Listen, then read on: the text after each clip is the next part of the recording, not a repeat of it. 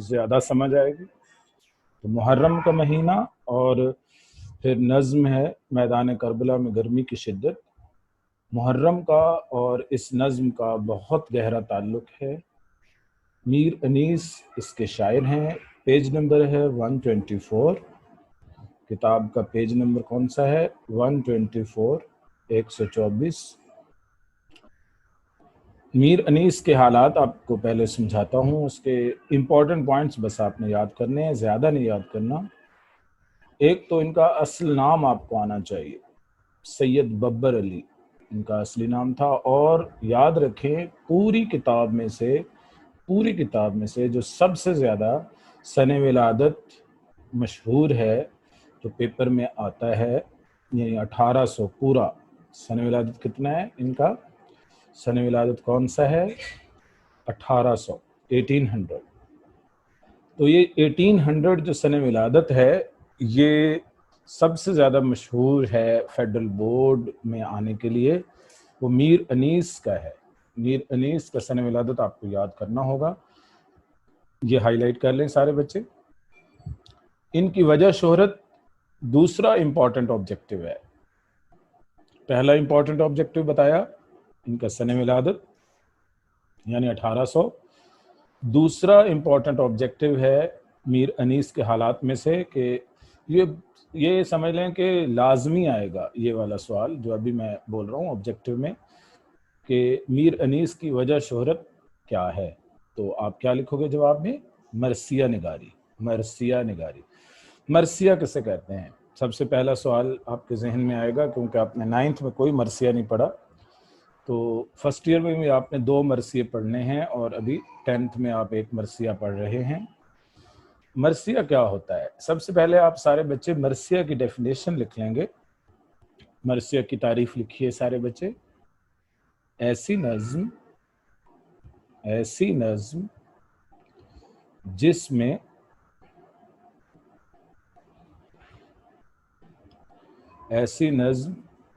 میں کسی شہید اہل بیت یا کسی بھی مشہور شخصیت کے اوصاف یعنی صفات،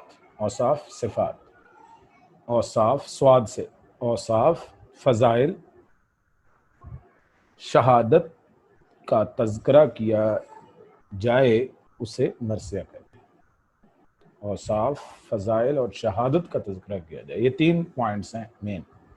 اس میں اوصاف ہوتے ہیں، فضائل ہوتے ہیں اور شہادت کا تذکرہ ہوتا ہے۔ اوکے، تو مرثیہ کی ڈیفینیشن بھی آپ کو سمجھا دی میں نے۔ ان کی وجہ شہرت کیا ہے؟ میر انیس کی وجہ شہرت ان کی ہے مرثیہ نگاری۔ اچھا جی، حصول تعلیم کے ساتھ ساتھ انہوں نے شاہ سواری اور سپہ گری کے فن بھی سیکھے تھے، ٹھیک ہے؟ اس کو بھی نہیں ہائی لائٹ کرنا، بس وہی امپورٹنٹ چیزیں تھیں جو شروع میں نے بتائی۔ اب سیکنڈ پیراگراف میں کچھ خاص پوائنٹس ہیں، کچھ نہیں ہے، کافی سارے ہیں۔ میر انیس ایک بلند پایا مرثیہ نگار تھے، یہ پہلا پوائنٹ، مرثیہ نگار۔ ان کے مراثی، یہ مراثی مرثیہ کی جمع ہے، مراثی پلورل ہے۔ ان کے مرثیے کی خصوصیات کون سی ہیں؟ یہ آپ یاد کریں گے کون کون سی ہیں؟ سوز و گداز، کردار نگاری، جذبات نگاری اور منظر کشی، ٹھیک ہے؟ یہ 4 پوائنٹس آپ ہائی لائٹ کر لیجئے۔ مرثیہ پڑھنے کا ان کا انداز ایسا تھا کہ سماں باندھ دیتے تھے۔ انہوں نے واقعات اور جذبات کے ساتھ خوبصورت مرقع پیش کیے۔ مرقع کا مطلب تصویر کشی، اور سماں باندھ دیتے تھے، ماحول بنا دیتے تھے۔ اردو کے معروف محقق، یہ بہت امپورٹنٹ بات ہے، اس کو ہائی لائٹ لازمی کیجیے گا۔ اردو کے معروف محقق حافظ محمود شیرانی کے بقول وہ اقلیم مرثیہ گوئی کے شہنشاہ تھے۔ وہ شہنشاہ تھے اپنی سلطنت مرثیہ گوئی کے۔ اقلیم کا مطلب یہاں پہ سلطنت ہے، صحیح ہے؟ دولت، سلطنت۔ یہاں پہ کئی استانیاں جو اسکولوں میں پڑھاتی ہیں 10th یا کئی استاد بھی، وہ اقلیم کا مطلب بڑا عجیب سا کر دیتے ہیں، تو خیر چھوڑیے، آپ کو کسی سے کیا آپ کو میں نے اس کا مطلب بتا دیا. یہ کال آپ نے لازمی لکھنا ہے. کہاں لکھنا ہے؟ تشریح کے اندر. اس نظم کی تشریح 100% امپورٹنٹ ہے, 100%. تو اس کی تشریح 100% آپ نے تیار کرنی ہے, اور یہ والا کال لازمی لکھنا ہے. ٹھیک ہے, شروع میں لکھ لیں یا اینڈ پہ لکھ لیں جب تشریح پوری کر لیں. اچھا جی. میر صاحب بہت پرگو تھے. پرگو کا مطلب بہت زیادہ بولنے والے. انہوں نے متعدد مرثیے لکھ ڈالے, بہت سارے, اور کوئی مرثیہ 150 200 بون سے کم بنا تھا, اتنے لمبے مرثیے. لیکن باوجود پرگوئی کے ان کے کلام نے کہیں ابتذال یا عامیانہ پن نظر نہیں آتا. ابتذال اور عامیانہ پن کا مطلب ہوتا ہے فضول باتیں. ابتذال ایسے فضول بات کے انہوں نے ایسی فضول کہہ دی, ہر بات میں کوئی نہ کوئی بات ہوتی ہے. یہ نظم ان کے طویل مرثیے کا حصہ ہے. یہ جو آپ کے سلیبس میں شامل ہے, اس میں صرف اس میں دوپہر کا منظر ہے, یاد رکھیں. ٹھیک ہے, نون کا, دوپہر کا. ہم اس کو اسی انداز سے پڑھیں گے جس طرح کے مرثیے کا انداز ہوتا ہے, یعنی دکھی انداز سے پڑھیں گے. تو آپ کو ساتھ یہ بھی پتہ چل جائے کہ مرثیہ جو پڑھا جاتا ہے وہ ہنس کے نہیں پڑھا جاتا, یاد رکھیں. کلاس میں بھی اگر کوئی اسٹوڈنٹ, میں جب پڑھاتا ہوں کلاس میں, تو کوئی اسٹوڈنٹ, میں ماحول ادھر بھی یا اکیڈمی وغیرہ میں جہاں بھی پڑھاتے ہیں, تو وہاں ماحول میں اسی طرح کا بنا دیتا ہوں. ایک سوز والا ماحول, ایک سلام والا ماحول, ایک شہید کی جب بات ہو رہی ہے, اس کا دکھ ہے, اس کا نوحہ ہے, تو اس نوحے پہ آدمی اگر اور کچھ نہ کر سکے تو ان کے تقدس اور ان کی عزت کے لیے آدمی یہی کچھ عقیدت کے چند پھول نچھاور کر سکتا ہے. تخیل, خیال, منظر نگاری اور لفظی تصویر کشی کی مثال ہے. ان کے کچھ مراثی, انتخابی مراثی انیس کے نام سے ہیں. بس یہ آپ کو پوائنٹس بس بتا دیے جو آپ نے یاد کر لیے. انشاءاللہ یاد کر لو گے آپ لوگ. اور ابھی ہم مرثیہ پڑھنے لگے ہیں. اسٹوڈنٹس تقریباً آ چکے ہیں آپ کی کلاس کے. تو میدان کربلا میں گرمی کی شدت. سب سے پہلے اس کی ہیڈنگ ایک دے دیں, میدان کربلا میں گرمی کی شدت. جہاں لکھا ہوا ہے 125 پیج ہے. ٹھیک ہے, 125 پیج. اس کے اوپر لکھیے مسدس نظم ہے. یہ کون سی حیت میں ہے؟ پیپر میں یہ بھی آبجیکٹو آئے گا کہ میدان کربلا میں گرمی کی شدت کس حیت میں ہے. حیت کیا ہوتی ہے؟ بناوٹ. مسدس کیا ہوتا ہے؟ ہر بند میں 6 مصرے. آپ کو نظر آ رہے ہیں ہر بند میں 6 مصرے؟ دیکھ لیں, پوری نظم دیکھ لیں, ہر بند میں آپ کو 6 مصرے نظر آئیں گے. یہ جو ہر بند میں 6 مصرے ہوں اس کو مسدس بولتے ہیں. ٹھیک ہے, یہ یاد رکھیے. اور اس نظم میں کہیں استعارہ بھی آئے گا, کہیں تشبیہ آئے گی, وہ آپ نے لازمی ہائی لائٹ کرنی ہے. کہیں تلمیح آئے گی, یہ لازمی آپ نے. تو پہلا بند, یہ اصل میں نا میدان کربلا میں دوپہر کے وقت جو گرمی کی شدت تھی اور حضرت امام حسین کا پانی بند کر دیا گیا, یہ ان سب کی طرف اشارہ ہے. گرمی تھا روزے جنگ کی, گرمی کا روزے جنگ کی کیوں کر کروں بیاں. گرمی کا روزے جنگ کی کیوں کر کروں بیاں. ڈر ہے کہ مثل شمع نہ جلنے لگے زباں. وہ لو کہ الحذر وہ حرارت کہ الاما. رن کی زمین تو سرخ تھی اور زرد آسماں. آب خون کو خلق ترستی تھی خاک پر, گویا ہوا سے آگ برستی تھی خاک پر. وہ لو وہ آفتاب کی حدت وہ تاب و تب, کالا تھا رنگ دھوپ سے دن کا مثال شب. خود نہر القما کے بھی سوکھے ہوئے تھے لب. خیمے جو تھے حبابوں کے تپتے تھے سب کے سب.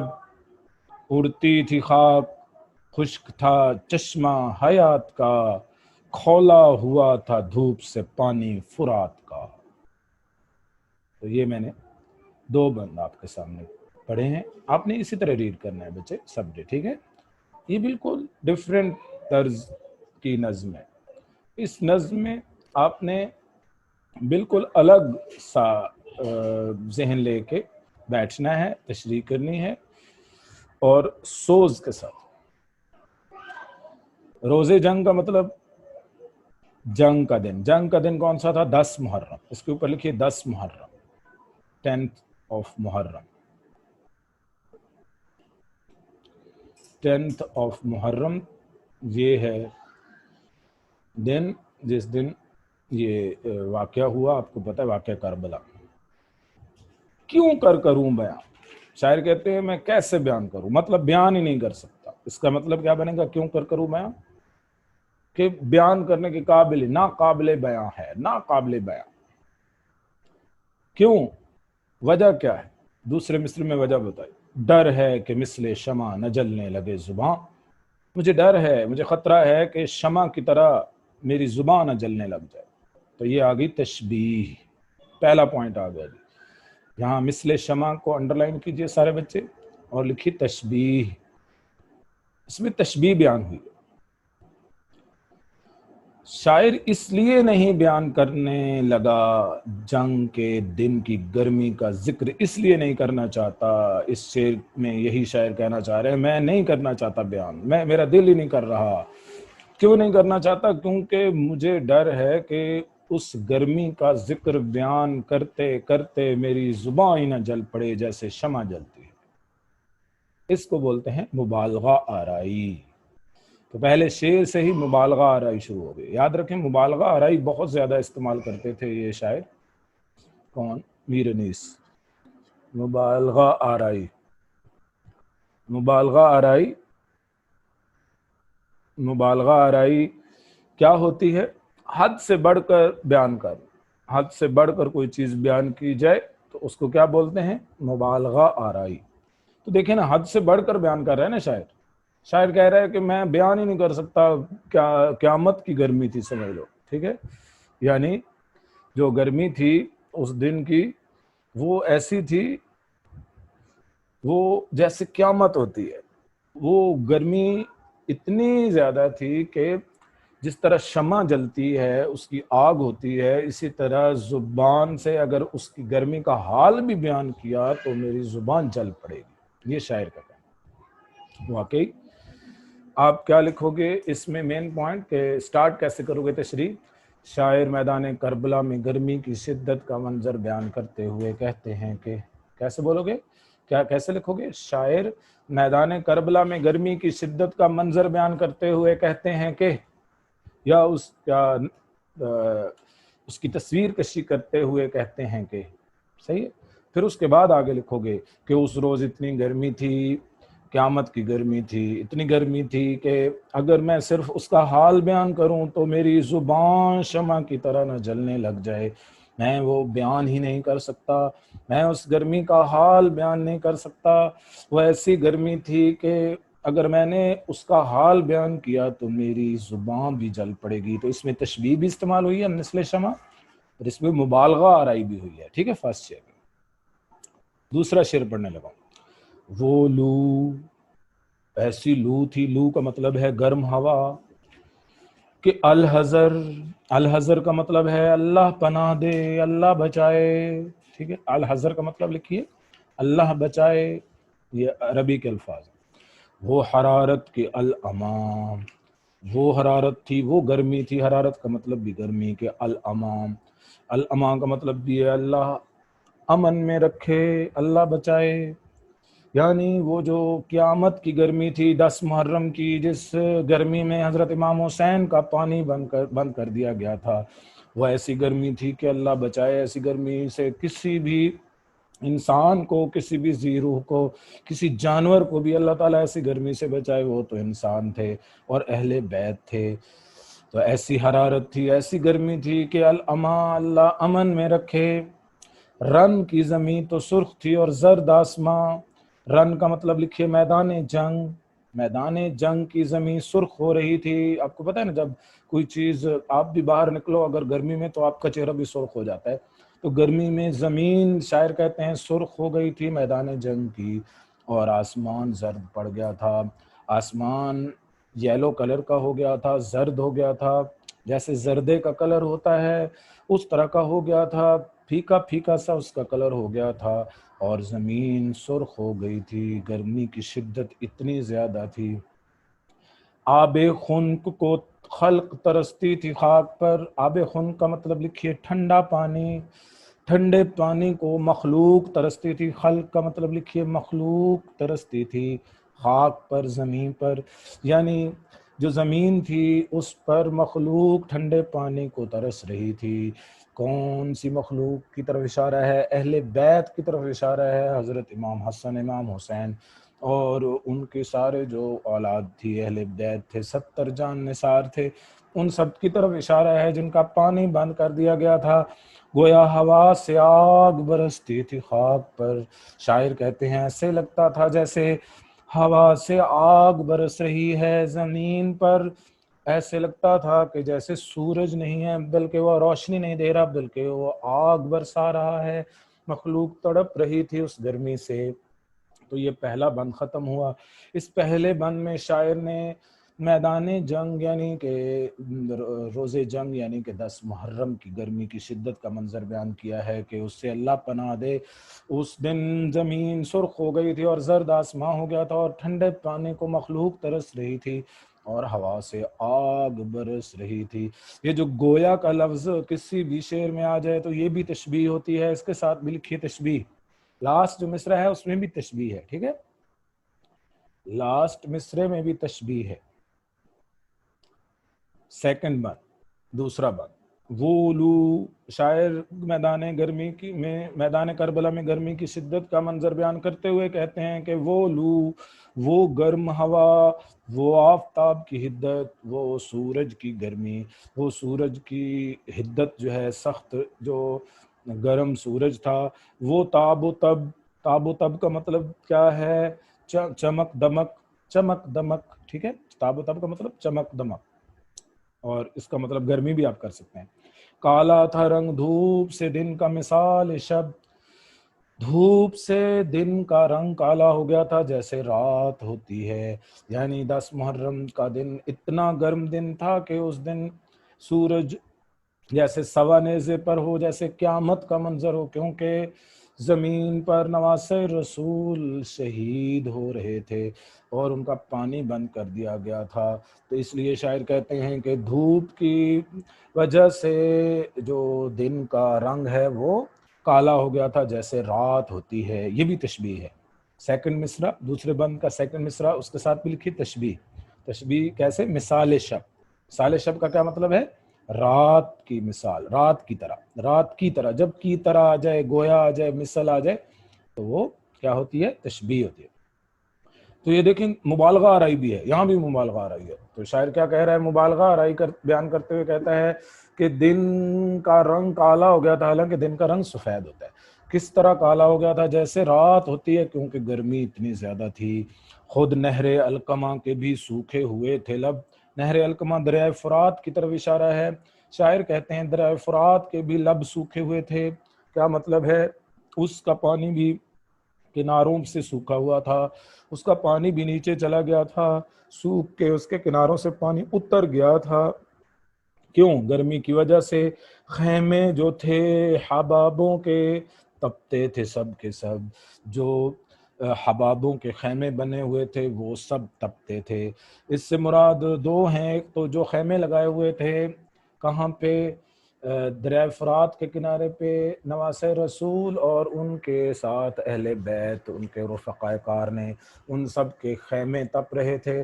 دوسرا مطلب ایک اور ہے کہ دریا کے اندر جو خیمے بنے ہوئے تھے حبابوں کے، مطلب حباب ہے بلبلا، بلبلوں کے جو خیمے تھے وہ کیا تھے؟ تپ رہے تھے، وہ اتنے گرم ہو رہے تھے کہ جیسے ابل رہے ہوں۔ آپ نے دیکھا ہوگا کہ پانی کے اوپر خیمے سے بن جاتے ہیں، بلبلے سے نہیں بنتے۔ بلبلا دیکھا ہوا ہے نا، تو وہ ایک اوپر ایسا لگتا ہے گول مٹول سا ایک خیمہ سا ہے، جیسے خیموں کی اوپر گولائی ہوتی ہے نا، جیسے ٹامب ہوتا ہے کسی اس کا مسجد کا اوپر گنبد سا ہوتا ہے، اس طرح کا خیمہ سا بن جاتا ہے نا اس کا، جو قطرے ہوتے ہیں پانی کے، بلبلے، ٹھیک ہے، اس کی طرف بھی اشارہ ہے کہ گرمی اتنی زیادہ تھی کہ پانی کے بلبلے جو تھے وہ بھی تپ رہے تھے۔ اڑتی تھی خاک، ہر طرف مٹی اڑ رہی تھی کیونکہ پانی کا نام و نشان نہیں تھا. وہ صحرا تھا، وہ ریت کا کربلا تھا. اس کربلا میں ہر طرف خاک اڑ رہی تھی. خشک تھا چشمہ حیات کا، یہ جو زندگی کا چشمہ تھا وہ بھی خشک تھا. زندگی کا چشمہ سے مراد ہے لوگوں کی زندگی، یعنی جو لوگ تھے زی روح تھے. ہر جس کے اندر روح ہے مطلب اس میں چرند پرند جانور انسان سب شامل ہیں. ہر ایک پانی سے خشک تھا، مطلب ان تک پانی نہیں پہنچ رہا تھا. کھولا ہوا تھا دھوپ سے پانی فرات کا، دریا فرات کا پانی بھی دھوپ سے کھول رہا تھا. یہاں دو چیزیں ہیں، ایک تلمی ہے فرات، فرات صنعت تلمی ہے، تلمی لکھیے اس کے ساتھ فرات کو انڈر لائن کر کے. اور ایک اور جگہ بھی ہے نہر القمہ، دریا فرات، نہر القمہ بھی تلمی ہے. صحیح ہے، تلمیحات بھی استعمال ہوئی ہیں یہاں پہ تلمیحات بھی استعمال ہوئی ہیں اور استعارے بھی استعمال ہوئے. یہ جو خیمے جو تھے حبابوں کے تپتے تھے سب کے سب، یہ استعارہ بھی ہے اور حسن تعلیل بھی ہے، صنعت حسن تعلیل ہے. ٹھیک ہے، یہ صنعتیں آپ کو پڑھائی بھی جائیں گی بعد میں، بس ابھی صرف لکھتے جائیں، ورڈ لکھتے جائیں، صنعت حسن تعلیل. ٹھیک ہے، شاعر اپنی طرف سے کوئی وجہ بیان کر رہا ہو تو اسے صنعت حسن تعلیل کہتے ہیں. یہ اس نے اپنی طرف سے وجہ بیان کی ہے. تو اس بند کی میں مجموعی اگر تشریح کروں تو یہ ہوگی کہ شاعر میدان کربلا میں گرمی کی شدت کا منظر بیان کرتے ہوئے کہتے ہیں کہ وہ دن ایسا تھا جس میں گرم ہوا چل رہی تھی اور سورج اپنی گرمی برسا رہا تھا، ہر طرف اسی کی چمک دمک تھی. دھوپ کی وجہ سے دن کا رنگ جو ہے وہ رات کی طرح کالا ہو گیا تھا، اور دریا فرات کے بھی لب سوکھے ہوئے تھے، یعنی اس کے کناروں سے پانی اتر گیا تھا. اتنی گرمی تھی، پانی خشک ہو رہا تھا، اور جو حبابوں کے خیمے بنتے تھے وہ بھی سب کے سب تپ رہے تھے، گرم ہو رہے تھے. تپتے کا مطلب ہے ہیٹ اپ ہو رہے تھے، گرم ہو رہے تھے. اور خیمے سے میں نے دو مراد آپ کو بتا دیا. ہر طرف خاک اڑ رہی تھی میدان کربلا میں، اس ریگستان میں، اور پھر زندگی کا چشمہ بھی ہر خشک ہو گیا تھا. ہر زیرو پانی کو ترس رہا تھا، اور دھوپ کی وجہ سے دریائے فرات کا پانی کھول رہا تھا، ابل رہا تھا. ٹھیک، آگے چلتے ہیں. نیکسٹ بند very important for federal board. تیسرا بند لکھیے ویری امپورٹنٹ، سارے بچے نشان لگا لیں. جھیلوں سے چار پائے نہ اٹھتے تھے تاب شام. شاعر کہتے ہیں کہ جھیلوں سے چار پائے اٹھتے ہی نہیں تھے کیونکہ گرمی اتنی زیادہ تھی. سارے جو جانور تھے، چار پائے سے مراد ہے چار پاؤں والا جانور، یعنی شیر اور ساری چیزیں جتنے بھی جانور تھے، بھینس گائے وغیرہ، یہ سب بکریاں بھی، یہ سب جھیلوں کے اوپر اپنا پڑاؤ کر کے بیٹھے تھے. شام تک وہ نہیں اٹھتے. تاب شام کا مطلب شام تک، کیونکہ دن سارا انہوں نے گرمی میں ادھر ہی گزارا. مسکن میں مچھلیوں کے سمندر تھکا تھا مقام. مسکن کا مطلب ہے ٹھکانہ، مچھلیوں کے سمندر کا تھا مقام. کیا مطلب ہے؟ جو مچھلیاں تھیں وہ بھی سمندر کے اندر چلی گئی تھیں کیونکہ گرمی اتنی زیادہ تھی، وہ اوپر ہی نہیں آتی تھیں. اگر وہ اوپر آئیں تو پھر ان کا برا حال ہو جائے. تو انسان کیا کرے گا جو زمین پر بس رہا ہے؟ پانی کے اندر والی مخلوق بھی اتنی زیادہ گرمی کی شدت کی وجہ سے دکھی اور پریشان ہے. آہو جو کاہلے تھے تو چیتھے سیاہ فام. آہو جو کاہلے تھے، آہو کا مطلب ہے ہرن. آہو کا مطلب ویری امپورٹنٹ ہے، فیڈرل بورڈ میں آ جاتا ہے کہ آہو کا کیا مطلب ہے، آبجیکٹو میں آتا ہے.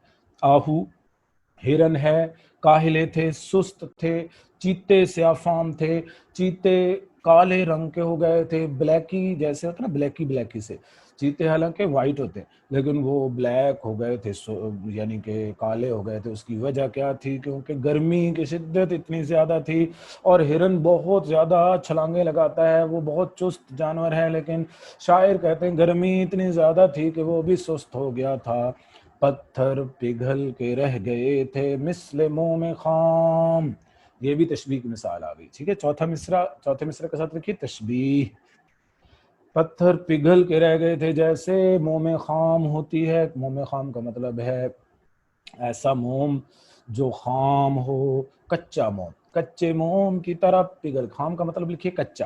کچا موم جیسے پگھل جاتا ہے شاید ویکس کہتے ہیں آپ انگلش میں موم کو, ویکس, ٹھیک ہے. تو یہ ویکس کی طرح, موم کی طرح پگھل گئے تھے پتھر. حالانکہ پتھر کتنا سخت ہوتا ہے, لیکن گرمی کی شدت اتنی زیادہ تھی کہ وہ پتھر بھی خام کی طرح یعنی کچے موم کی طرح پگھل گئے تھے. سرخی اڑی تھی پھولوں سے.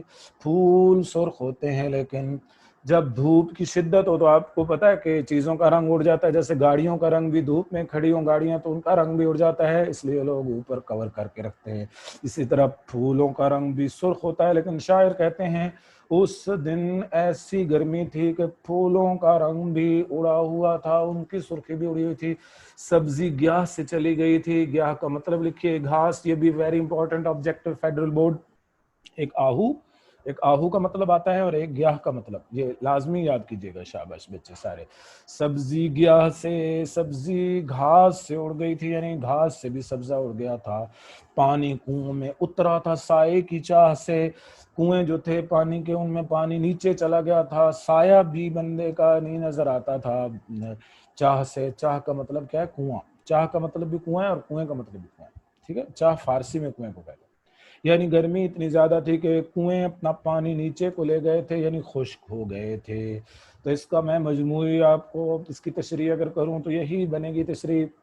ویسے تو میں نے ایک مصرے کی بتا دی آپ کو, تو کہ شاعر میدان کربلا میں گرمی کی شدت کا منظر بیان کرتے ہوئے کہتے ہیں کہ وہ دن ایسا دن تھا جس دن حضرت امام حسین نواسہ رسول کو شہید کیا گیا, اور میدان کربلا کا دن وہ ایسا دن تھا کہ جھیلوں سے چار پائے بھی نہیں اٹھتے تھے, شام تک بیٹھے رہتے تھے کیونکہ گرمی اتنی زیادہ تھی. اور مچھلیاں سمندر کے اندر چلی گئی تھیں, وہاں جا کے ٹھنڈی ٹھنڈی جگہ پہ انہوں نے اپنا قیام بڑھا لیا تھا, کیونکہ اوپر آئیں گی تو پھر وہ جل جائیں گی.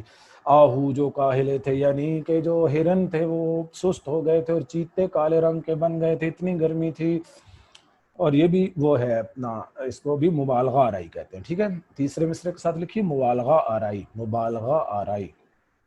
پتھر مثل موم خام پگھل کر رہ گئے تھے, یہ مبالغہ آرائی بھی ہے اور تشبیہ بھی ہے. چوتھا مصرع کہ پتھر جو ہے وہ کچے موم کی طرح پگھل گئے تھے. پھولوں سے سرخی اڑ گئی تھی اور گھاس سے سبزہ اڑ گیا تھا, اور پانی کنویں میں نیچے چلا گیا تھا, اتر گیا تھا کیونکہ گرمی اتنی زیادہ تھی. اگلا باندھ نمبر 4. کوسوں کسی شجر میں نہ گل تھے نہ برگ و بار. کوسوں کا مطلب ہے میلوں, کئی مائلز, کتنے میلوں کے دور تک. کسی شجر میں, کسی درخت میں نہ گل تھے, نہ کوئی پھول تھا, نہ برگ و بار. برگ و بار کا مطلب ہوتا ہے پھل, یعنی اور پتے اور پھل. برگ پتے, بار پھل. کوئی چیز نہیں لگی ہوئی تھی کسی درخت پہ, کیونکہ گرمی اتنی زیادہ تھی.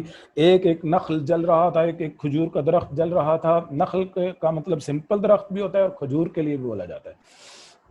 تو کھجور کا درخت, یا جو کیونکہ عرب میں ہے نا کھجور کا درخت, وہ جل رہا تھا. صورت چنار, جیسے چنار کی شکل ہوتی ہے, یہ بھی تشبیہ آ گئی. چنار کے درخت مری میں ہے, مری میں آپ نے دیکھے نا لمبے لمبے سے درخت, اس کی لکڑی کو آگ بڑی جلدی پکڑتی ہے. یہ اس لیے شاعر نے مثال دی ہے چنار کے درخت کی. چنار کی طرح ہر ایک درخت جل رہا تھا گرمی کی وجہ سے. ہنستا تھا کوئی گل نہ لہکتا تھا سبزہ زار. کوئی بھی پھول ہنستا نہیں تھا. ہنستا کا مطلب یہاں پہ کھلتا نہیں تھا, اور نہ ہی کوئی سبزہ زار لہکتا تھا, یعنی سبزہ بھی کوئی لہکتا نہیں تھا, مہکتا نہیں تھا. کانٹا ہوئی تھی سوکھ کے ہر شاخ باردار. کانٹا ہوئی تھی مطلب خشک ہو گئی تھی, کانٹا بن گئی تھی, سوکھ کے, خشک ہو کے. ہر شاخ باردار, ہر پھل رکھنے والی شاخ. باردار کا کیا مطلب ہے؟ جس کا پھل ہوتا ہے, پھل رکھنے والی شاخ وہ خشک ہو کے کانٹا بن گئی تھی. گرمی یہ تھی کہ زیست سے دل سب کے سرد تھے. گرمی اتنی زیادہ تھی کہ زندگی سے, زیست کا مطلب لکھیے زندگی, زندگی سے دل سب کے سرد ہو گئے تھے. سرد ہو گئے تھے, ٹھنڈے ہو گئے تھے, بیزار ہو گئے تھے. سرد کا مطلب یہاں پہ بیزار بنے گا. زیست سے, زندگی سے سب کے دل چل گئے تھے, اٹھ گئے تھے. جیسے بندے کا دل نہیں چل جاتا, اٹھ جاتا کہ بھئی چھوڑو بھئی یہ زندگی ہے, اتنی گرمی, قیامت کی گرمی. پتے بھی مثل چہرے مدکوک زرد تھے. پتے جو تھے وہ دک زدہ چہرے کی طرح یہ بھی تشبیہ آ گئی. ٹھیک ہے, اس کے ساتھ بھی لکھیے تشبیہ لاسٹ مصرے کے ساتھ.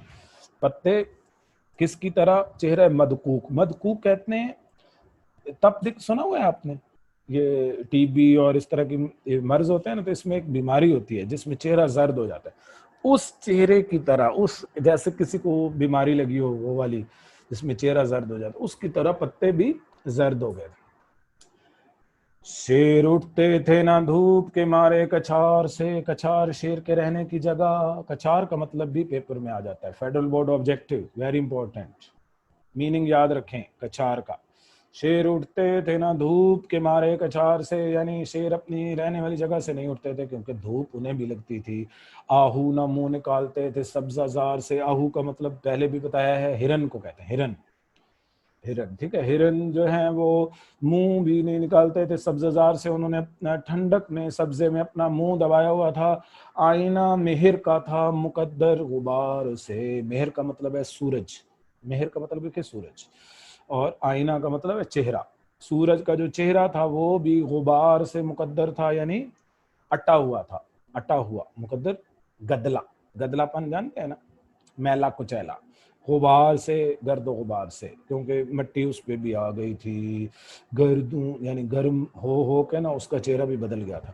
گردوں کو تپ چڑھی تھی زمین کے بخار سے. گردوں کا مطلب لکھیے آسمان. آسمان بھی گرم ہو گیا تھا, تپ چڑھی تھی اس کو, بخار ہو گیا تھا. زمین کو بخار ہوا تو آسمان کو بھی بخار ہو گیا. زمین گرم ہو گئی تو آسمان بھی گرم ہو گیا. اس نے کہا کہ میں بھی زمین جیسا اپنا رنگ بنا لوں, کیونکہ زمین پر نواسے رسول پیاسے ہیں, ان کو گرمی کی شدت محسوس ہو رہی ہے. تو گردوں نے بھی اپنے اوپر یہ گرمی چڑھا لی. گردوں نے, آسمان نے. گرمی سے مضطرب تھا زمانہ زمین پر, دھن جاتا تھا گرتا تھا دانہ زمین پر. جو بھی زمین پر کوئی دانہ گرتا تھا, جیسے گندم کا دانہ یا چنے کا دانہ, تو وہ بھن جاتا تھا. یہ بھی کیا ہے, یہ بھی مبالغہ آ رہی ہے. اتنی زیادہ گرمی تو نہیں ہوتی نا کہ چنا بھن جائے, لیکن شاعر نے بڑی خوبصورتی سے یہاں مبالغہ آ رہی بیان کی ہے, بہت زیادہ مبالغہ آ رہی ہے. گرمی سے مضطرب تھا, مضطرب کا مطلب ہے بے چین تھا زمانہ زمین پر. زمین پر سارا زمانہ گرمی سے بے چین تھا, سارے لوگ گرمی سے بے چین تھے. اور جو دانہ بھی گرتا تھا تو وہ بھن جاتا تھا. آخری بند ہے گرداب پر تھا شعلہ جوالا کا گماں. گرداب کا مطلب کیا ہے؟ گرد آب. یہ پانی اور گرد اکٹھے ہو جاتے ہیں نا, بھنور کو کہتے ہیں. وہ پانی کا بھنور نہیں ہوتا ہے جیسے, اس پر تھا شعلہ جوالا کا گماں. ایسے لگتا تھا کہ پانی جو ہے دریائے فرات کا وہ گھوم گھوم کے آ رہا ہے, جیسے جوالا پھوٹتا ہے. جوالا جانتے ہیں کیا ہے؟ وہ جو پہاڑوں کے اوپر نہیں, ایک آتش فشاں پہاڑ میں سے آگ سے نکلتی ہے, جوالا. اس کو کیا کہتے ہیں انگلش میں؟ کچھ تو کہتے ہوں گے آپ لوگ. بہرحال اس کا گماں ہوتا تھا. گماں کا مطلب ہے شک ہوتا تھا, جیسے وہ کوئی آتش فشاں پھٹ کے آ گیا ہے, آگ ہی آگ ہے, اس میں بھی آگ سے نکلتی ہے. انگارے تھے حباب تو پانی شرر فشاں. حباب کا مطلب ہے بلبلے. انگارے بن گئے تھے, جو پانی کے بلبلے تھے وہ بھی انگارے بن گئے تھے گرم ہو کے. جیسے انگارے ہوتے ہیں, انگارے جانتے ہیں نا, وہ جو آپ انگیٹھی جلاتے ہیں نا, یا کوئی باربیکیو اس کے نیچے انگارے رکھتے ہیں نا, وہ. تو پانی شرر فشاں. شرر فشاں کا مطلب ہے, شرر کہتے ہیں چنگاریوں کو, فشاں مطلب بکھری ہوئی. بکھری ہوئی انگاریاں ہیں, جیسے وہ چنگاریاں بکھری ہوئی ہوتی ہیں, اس طرح کے انگارے بن گئے تھے حباب, اور پانی چنگاریاں برسا رہا تھا. منہ سے نکل پڑی تھی ہر ایک موج کی زباں. ہر ایک موج, یہ صنعت حسن تعلیل ہے اس میں, ٹھیک ہے. صنعت حسن تعلیل کا مطلب اپنی طرف سے شاعر کوئی وجہ بیان کرے. ہر موج کی زباں منہ سے نکل پڑی تھی. جیسے گرمی لگتی ہے نا کسی کو, تو وہ زباں باہر آ جاتی ہے, اس طرح ہر ایک موج کی, موج جانتے ہیں نا, وہ پانی کی جو لہر ہوتی ہے, اس کی زباں باہر آ گئی تھی, اتنی گرمی تھی. تہ پر تھے سب نہنگ. یہ نہنگ کا مطلب بھی فیڈرل بورڈ آبجیکٹو ہے. نہنگ کا مطلب لکھیے مگرمچھ. تہ پر تھے مطلب نیچے چلے گئے تھے, باٹم میں, گہرائی میں. سارے جو مگرمچھ تھے وہ بھی پانی کی گہرائی میں چلے گئے تھے. مگر تھی لبوں پہ جان, لیکن اندر بھی جا کے ان کی جان لبوں پہ آئی ہوئی تھی. کیا مطلب؟ جان اٹکی ہوئی تھی. پانی تھا آگ, گرمی روزے حساب تھی. آگ تھا پانی, پانی اتنا گرم تھا جیسے آگ ہوتی ہے، اور گرمی ایسے تھی جیسے روز حساب کی گرمی ہوتی ہے، یعنی قیامت کی جیسی گرمی تھی۔ ماہی جو سیخے موج تک آئی کباب تھی، ماہی کا مطلب ہے مچھلی، مچھلی جو موج کے اوپر اگر آئی ہے نا تو وہ موج اس کی سیخ بن گئی ہے اور کباب بن گئی، یعنی اتنی گرمی تھی کہ اگر مچھلی آئی اوپر پانی کے اوپر والی سطح پہ تو گرمی کی شدت کی وجہ سے وہ کباب بن جاتی تھی۔ تو اس کو کیا بولیں گے؟ مبالغہ آرائی، یہ بھی مبالغہ آرائی ہے، ٹھیک ہے۔ اب حوالے کے شعر لکھیں گے آپ اس نظم کے ساتھ۔ اے کربلا کی خاک، اے کربلا کی خاک اس احسان کو نہ بھول، تڑپی ہے تجھ پہ ناشے جگر گوشے بطول۔ اے کربلا کی خاک، یہ نوٹس میں آپ کو مل جائیں گے، ٹھیک ہے۔ اے کربلا کی خاک اس احسان کو نہ بھول، تڑپی ہے تجھ پہ ناشے جگر گوشے بطول، اسلام کے لہو سے تیری پیاس بجھ گئی، اسلام کے لہو سے تیری پیاس بجھ گئی، سیراب کر گیا تجھے خون رگے رسول، شاہ است حسین بادشاہ است حسین، دین است حسین دین پناہ است حسین۔ آپ کو پتہ ہے نا یہ سارے اشعار آپ کو آتے بھی ہوں گے۔ اور ایک اور شعر ہے نا وہ، سیلاب دیکھتا ہوں تو آتا ہے یہ خیال، پانی بھٹک رہا ہے تلاش حسین میں، یہ شعر بھی آپ حوالے کے طور پر لکھ سکتے ہیں۔